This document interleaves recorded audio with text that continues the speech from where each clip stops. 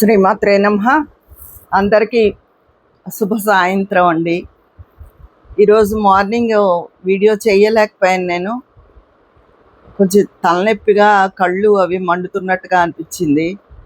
కొంచెమే చాలా తలనొప్పిగా అనిపించింది. ట్యాబ్లెట్ అది వేసుకున్నాక కొంచెం ఇప్పుడు పర్వాలేదు. వంట అయితే ఈరోజు ఆనపకాయ పెరుగు పచ్చడిను, చుక్కకూర పప్పు చేశాను. అది సంగతి. మీరందరూ ఏం చేస్తున్నారు ఏంటి? నిన్న మన వాళ్ళు అడిగారు, మీ దగ్గరికి వచ్చిన సంగతులు చెప్తున్నారు అంటే, నేను చాలామంది ఆస్తి రాసేసుకుని ఎలా ఉంటామో ఏంటో అని చెప్పి, కరోనా తర్వాత చాలామందికి భయం పట్టింది కదండి. అందుకని ఆస్తి పిల్లలు ఉన్నప్పుడు ఆడపిల్లలకి ఒక రకంగా, మగ పిల్లలకి ఒక రకంగా అలా డివైడ్ చేస్తూ ఉంటారు కదా. అంటే ఇప్పుడు సమాన హక్కులు వచ్చినా చాలామంది వాళ్ళ ఇష్ట ప్రకారం చేస్తూ ఉంటారు. తర్వాత వీళ్ళు బాగానే ఉంటున్నారు, ఏమైనా అయిపోతామేమో అని కంగారుతో రాస్తున్నారు, బాగానే ఉంటున్నారు, ఆస్తి మీద హక్కు కోల్పోతున్నారు. అందుకని అలాంటివి ఎక్కువ రావడంతో మీరుండగా అలా ఇచ్చేసుకోకండి, తదనంతరం అని రాసుకోండి. ఆస్తి మీద మీ దగ్గర ఉంటే మీరు ఇవ్వగలుగుతారు, కానీ వన్స్ ఆఫ్ ఆల్ పిల్లలకి ఇచ్చేసిన తర్వాత మీరు తీసుకోలేరు అని వీడియో చేశాను. మీ దగ్గరకు వచ్చినవి మీరు చెప్తున్నారు, అవి కాకుండా పురాణ కథలు చెప్పండి అన్నారు. నేను పురాణాలు ఏ పుస్తకాలు చదివితే మంచిది, దేవి భాగవతం చదవండి ఇలాంటివి అడిగిన ఆవిడకే సజెస్ట్ చేశాను. ఆవిడ కొనుక్కు చదువుతున్నానని చెప్పారు.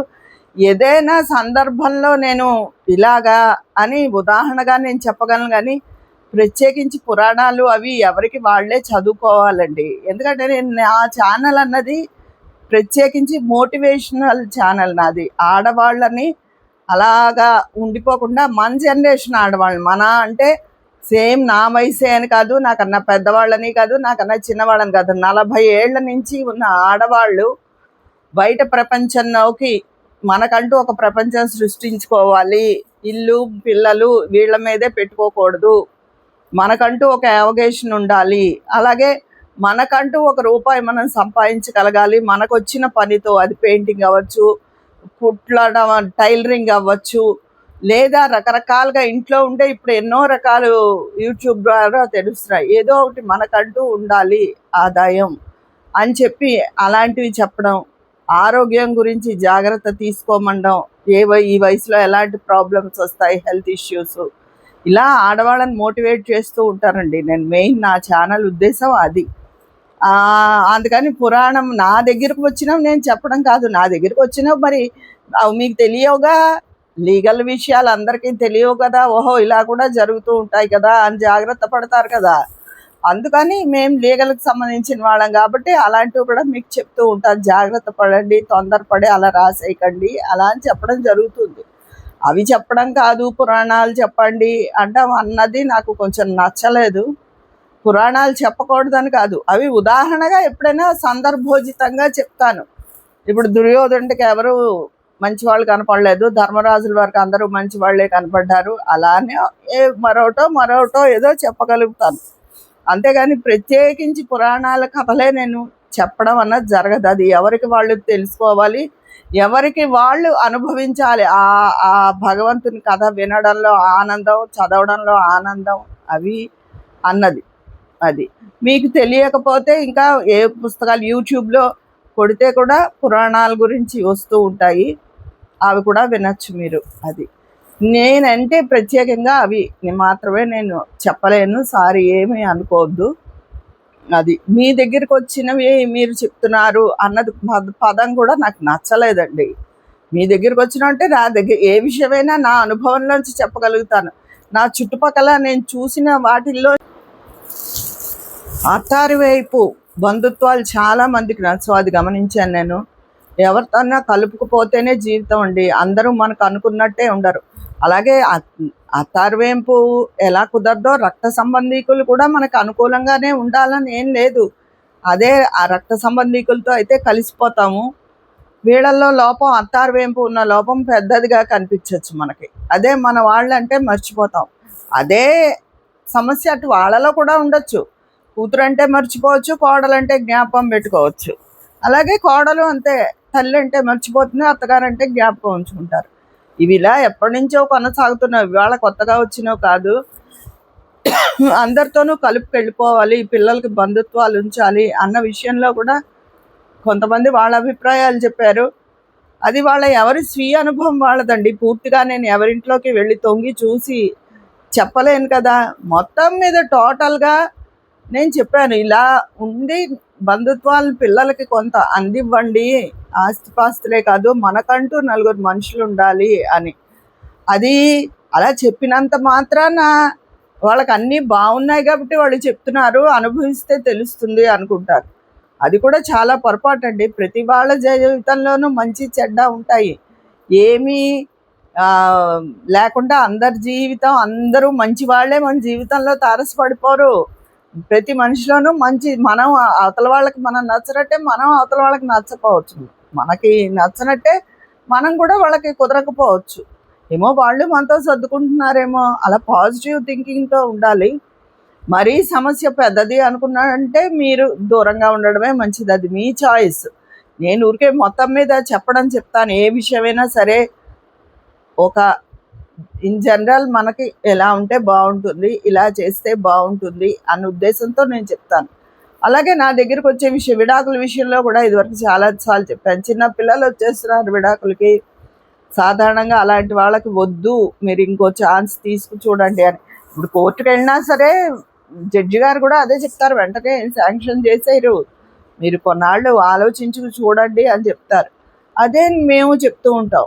ఎందుకు చిన్న పిల్లలు వచ్చేస్తారు, ఈయన ఎంత బాధపడతారో, అయ్యో మనుషులకి అసలు కుదరడం లేదు, చిన్న పిల్లలు వచ్చేస్తున్నారు విడాకులకి అని చెప్పి.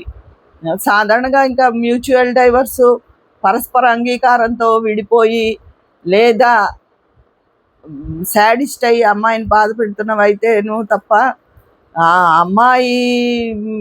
అబ్బాయి తొందరగా విడాకులకు వస్తే ఈయన అంత అంగీకరించరు. కానీ ఈ మధ్య అబ్బాయిలు కూడా అమ్మాయిలు చాలా బాధపడుతున్న సంఘటనలు వింటున్నాము. అది పూర్తిగా వాళ్ళ జీవితంలోకి తొంగి చూస్తే తప్ప అసలు నిజం మనకు తెలియదు, కాబట్టి కొన్ని ఆధారాలు బట్టి ప్రొసీడ్ అవుతారు తప్ప. కానీ వాళ్ళకు కూడా ఎందుకు జీవితం అంతా ముందుంది, ఎందుకు చెడగొట్టుకోవడం అనే చెప్తాం. మొన్న ఈ మధ్య రీసెంట్గా ఒకళ్ళకి చెప్పి అలాగే పంపించాం. అది ఎందుకు చిన్న ఇంత చేసి మాట కుదరదండి, నా మాట విందండి అంటాడు. నేను ఏం చేసినా తప్పులాగే ఉంటుందండి ఇతనికి అంటాడు. మనకి అవి చిన్నవిగా అనిపించచ్చు, నిత్య జీవితంలో వాళ్ళకి అవి పెద్దవిగా అనిపించవచ్చు. ఇంత చేసి ఆ అబ్బాయి ఈ అమ్మాయిని చెడ్డది అనట్లేదు, అతను చెడ్డవాడా అంటే కాదు, ఏ అలవాట్లు లేవండి, మంచివాడే, కానీ ఏదో ఒక వంక పెడతాడంట. ఇతను అంటాడు, నేను ఏం చెప్తే అదే చేయదండి అని ఇతను అంటాడు. అది అందులో ఇద్దరికి సర్దుకుపోమని చెప్పి పంపడం జరిగింది. అలా లోకాన్ని నేను చూసిన ఏది అయితే చూస్తున్నానో అవే నేను చెప్పగలుగుతాను, కానీ నేను చూడని విషయాలు, నా అనుభవంలో జరగని విషయాలు నేను చెప్పను. నేను గోల్డ్ గురించి చెప్పినా అంతే, అది నా అనుభవంలో నాకు జరిగింది, నేను పోగొట్టుకున్నాను కాబట్టి తొందరపడి చేజార్చుకోవద్దు. ఈరోజు ఎంతో విలువ, ఆ రోజు అంత విలువ లేదు, అప్పటికే అదే అనుకుని అలా చేయడం జరిగింది అని చెప్పాను నేను. అలాగే తొందరపడి ఆత్మహత్యలు చేసుకుంటున్న వాళ్ళ విషయాల్లో కూడా అదే చెప్పాను నేను. వద్దు, జీవితం ఎన్నో కష్ట నష్టాలు ఉంటాయి, అవే కష్టాలు నిలబడిపోవు, తర్వాత ఒక మంచి ఫలితం కూడా మన కోసం ఎదురు చూస్తుంది అని నేను పడ్డ కష్ట నష్టాలు అవన్నీ చెప్పా. పచ్చి బాలింత్రాలుగా ఉండి నేను ఎన్నో అవస్థలు పడవలసి వచ్చింది.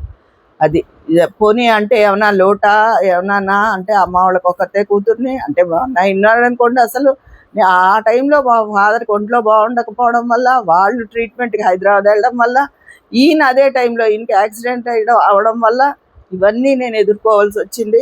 అదే టైంలో బిజినెస్ అది దెబ్బతినేయడం వల్ల ఎదుర్కోవాల్సి వచ్చింది. అలా కొన్నాళ్ళు చాలా మెంటల్ అండ్ ఫిజికల్ చాలా హెల్త్ పాడైపోయింది, ఎంతో బాధపడడం జరిగింది.